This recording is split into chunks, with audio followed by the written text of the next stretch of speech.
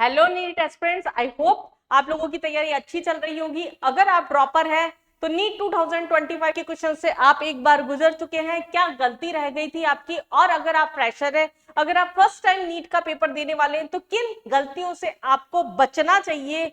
क्यों इस बार केमिस्ट्री में कट ऑफ कम गया? क्यों बच्चों का लग रहा था आंसर सही है पर गलत आ गया? इस तरह के क्वेश्चंस हम डिस्कस कर रहे हैं। काफी चैप्टर्स, काफी माइनर और मेजर मिस्टेक्स मैं आपके साथ डिस्कस कर चुकी हूँ। लाइक मोल कॉन्सेप्ट से का जो क्वेश्चन था उसमें क्यों नेगेटिव हुई, ऑर्गेनिक में कुछ क्वेश्चंस में कैसे नेगेटिव हुई, आपकी रिडॉक्स में किस तरह की प्रॉब्लम आई बच्चों को, एक्सेप्शनल वाले केसेस में कैसे आई। अभी हम बात कर रहे हैं चैप्टर एटॉमिक स्ट्रक्चर की।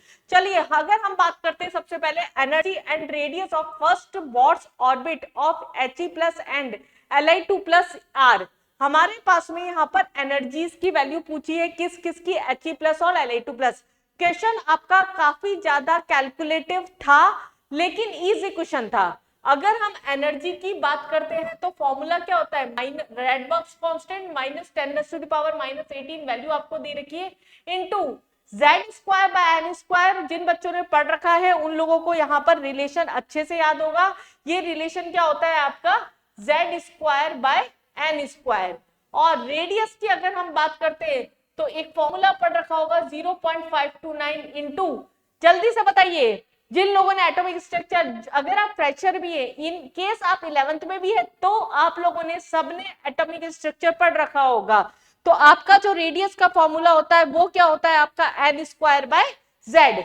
ये हमारे पास में क्या होता है, इसकी वैल्यू होती है। ये दो फॉर्मूले से जो आपको बस याद होनी चाहिए इस क्वेश्चन को सॉल्व करने के लिए। अगर हम हीलियम के केस की बात करते हैं, He प्लस की बात करते हैं एनर्जी की, तो यहां पर हम ले रहे हैं 2.18 इंटू 10⁻⁻18 इंटू Z²। हीलियम का एटॉमिक नंबर आपका बच्चा क्या होता है, 4।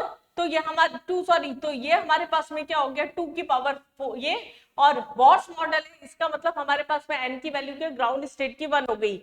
तो आपको सिर्फ इतना सा करना था, 2.18 इंटू 10⁻⁻8 इंटू 4, थोड़ा सा कैलकुलेटिव, और उसे थोड़ा सा अगर हम बचाते हैं तो यहाँ 4 इंटू 2 8, अगर हमारे पास में 8 पॉइंट समथिंग इस आंसर में था और इस आंसर में था, मतलब आपका आंसर या तो बी होगा या फिर डी होगा, इन दो में से आपका आंसर था। और दोनों में वैल्यूज लगभग इक्वल नहीं है। यहाँ पर जो 18 वाली है, वैसे तो पहले ऑप्शन से ही आपका आंसर आ गया इंटू 10⁻⁻18। फिर भी हम रेडियस और सब कुछ निकाल लेते हैं, कैलकुलेटिव है, कोई मिस्टेक तो नहीं हो रही। 0.529 इंटू N², अगेन हमारे पास में क्या हो गया 1², और ये क्या हो गया आपका 2। मतलब इसे जब काटेंगे तो आपका 26 पॉइंट समथिंग आंसर आना चाहिए। यहाँ पर हमारे पास में वैल्यू दे रखी थी पिकोमीटर में, तो हम इसको पिकोमीटर के अंदर कन्वर्ट कर ले सकते हैं क्योंकि आंसर भी हमारे पास में पिकोमीटर में था। तो हम यहाँ पर क्या ले सकते हैं, 52.9 ले सकते हैं यहाँ पर। तो ये हमारे पास में इधर भी वैल्यू आपको क्या ले लेनी थी, 52.9 ले लेनी थी केवल, और ये हो गया 52.9/2। तो आपकी वैल्यू जो हो गई यहाँ पर 26.4। इन दोनों ऑप्शन में ये ऑप्शन आपका कट जाता है और ये आपका आंसर जो है वो आराम से किया जा सकता था। मतलब ये बहुत ज्यादा कैलकुलेटिव और लंबा क्वेश्चन भी नहीं था, बस आपको फॉर्मूला पता होना चाहिए था। सिमिलरली अगर आप लिथियम के लिए अगर बात करते हैं, एक बार क्रॉस चेक करना तो बनता है। अगर हम लिथियम के लिए बात करते हैं तो E बराबर क्या हो जाएगा, -2.18 इंटू 10⁻⁻8 इंटू Z की वैल्यू 3 का स्क्वायर हो गई आपकी, और 1। और ये क्या हो गया आपका -2.18 इंटू 10⁻⁻18 इंटू 9। 9 टू जो आपका 18, लगभग आपका 19 पॉइंट समथिंग आंसर होगा। तो ये परफेक्टली आपका आंसर मैच कर सकते थे, जल्दी कर सकते थे क्वेश्चन को, बस आपको फॉर्मूला पता होना चाहिए था। बिल्कुल भी ट्रिकी क्वेश्चन नहीं था, ये आपके स्कोरिंग क्वेश्चंस पे काउंट होता है। कैलकुलेशन, ये लेंथी क्वेश्चन या इतना बड़ा क्वेश्चन देख के आपको क्वेश्चन छोड़ना नहीं होता। नेक्स्ट एटॉमिक स्ट्रक्चर का जो नीट 2025 का ही आपका नेक्स्ट क्वेश्चन था, क्या बोलता है बच्चा वो, उस पर बात करते हैं। रेशो ऑफ वेवलेंथ, इस क्वेश्चन को मैं बोलूंगी हल्का सा आपका कैलकुलेटिव गया है, लेंथी क्वेश्चन गया है। वेवलेंथ का रेशो पूछा है 1/λ की। अगर हम बात कर रहे हैं यहाँ पर ये फॉर्मूला जो हम यूज करते हैं RH² होता है, तो वो तो हमारे पास में क्या हाइड्रोजन एटम है तो 1 ही हो गया, तो हम उसको हटा देते हैं। 1/N1 का स्क्वायर माइनस 1/N2 का स्क्वायर, ये हमारे पास में यहाँ पर वैल्यूज हो गई।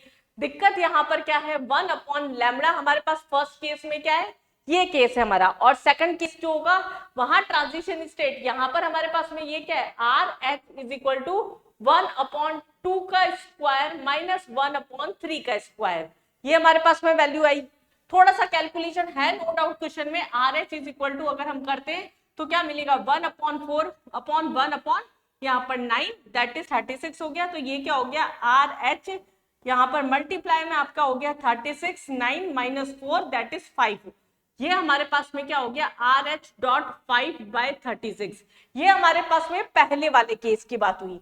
अगर हम इसी में सेकंड वाला केस सॉल्व करते हैं, सेकंड केस में बोला एन की वैल्यू आपकी 4 है और जो ट्रांजिशन स्टेट है उसकी जो वैल्यू है आपकी वो 6 है, मतलब जो ग्राउंड स्टेट से आपका एक्साइटेड स्टेट में वैल्यू गई थी उसकी वैल्यू आपकी यहाँ पर 6 दे रखी है। तो अगर हम यहाँ पर बात कर रहे हैं आर एच 1/λ2 में इसे मान लेती हूँ, इसे λ1 मान लेती हूँ, तो यहाँ क्या ले सकते हैं R H is equal to, यहाँ पर अगर हमारे पास में बात 1/4 का स्क्वायर माइनस 1/6 का स्क्वायर, ये हम कर सकते हैं।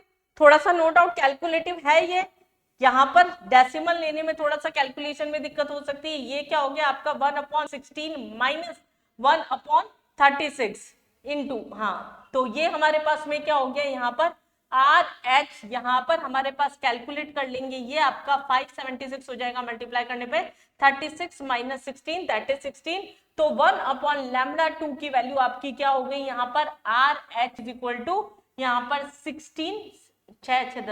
20/576, ये हमारे पास में यहाँ पर इसकी वैल्यू आ गई। अब दोनों की रेशो निकाल लेते हमें, अगर हमें दोनों का रेशो निकालना है तो हम यहाँ पर क्या कर सकते हैं, दोनों का डिवाइड कर दे, इसको मैं उल्टा करके ले लू, 1/λ1 था 1/λ1 था इज इक्वल टू हम क्या ले रहे हैं R H dot 5/36 upon 1/λ2 is equal to R H, calculation यहाँ पर कटने वाली थी आराम से 20 यहाँ पर 576 आ रहा है आपका, ये आ गया आपका 576। थोड़ा सा कैलकुलेटिव तो था क्वेश्चन, λ2/λ1 हो जाएगा। अगर हम इसे पूरे को सॉल्व करते हैं 36 576 टाइम्स 16 टाइम्स कट रहा है आपका 5 और 14 4 टाइम्स कट रहा है, 4/16 आपका जो है वो आराम से कट जाएगा। ये आपका क्या है 16 टाइम्स कट गया, ये आपका 4 टाइम्स कट गया, ये 4/16 1/4 आपका रेशो के अंदर जो है वो आंसर आ जाएगा, जो आपका बी ऑप्शन था।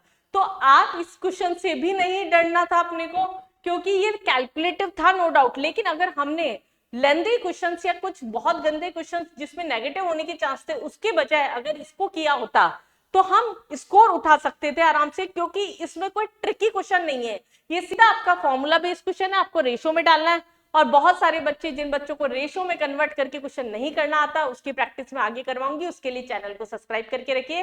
नीट के इस तरह के और भी काफी क्वेश्चंस को हम डिस्कस करते जा रहे हैं, चैनल को सब्सक्राइब करके रखिए। नीट तक आपके पास में बहुत कुछ केमिस्ट्री का कंटेंट यहाँ पर आने वाला है।